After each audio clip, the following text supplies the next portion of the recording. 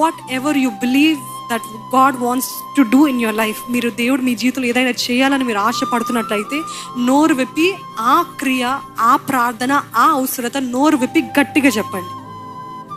నా దేవుడు జరిగిస్తాడని విశ్వాసంతో చెప్పండి.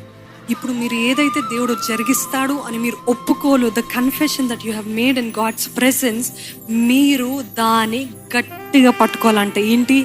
ఎన్ని నెలలైనా పర్వాలేదు, ఎన్ని సంవత్సరాలైనా పర్వాలేదు, నేను ఇది నమ్ముతున్నాను, నా దేవుడు జరిగిస్తాడని అది ఒప్పుకోలుని గట్టిగా పట్టుకోవడం అంటే. See whatever you confess, you have to be in line with what you believe. అర్థమవుతుందండి?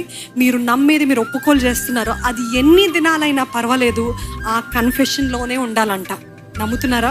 ఈరోజు మీరు థ్యాంక్ యూ అన్నారు, రేపు కూడా థ్యాంక్ యూ చెప్పాలి, ఎల్లుండా కూడా థ్యాంక్ యూ చెప్పాలి, అది పొందుకునేంత వరకు thank you thank you thank you అని చెప్తూనే ఉండాలంట. That is holding on to your confession. ఇప్పుడు అర్థమైందా?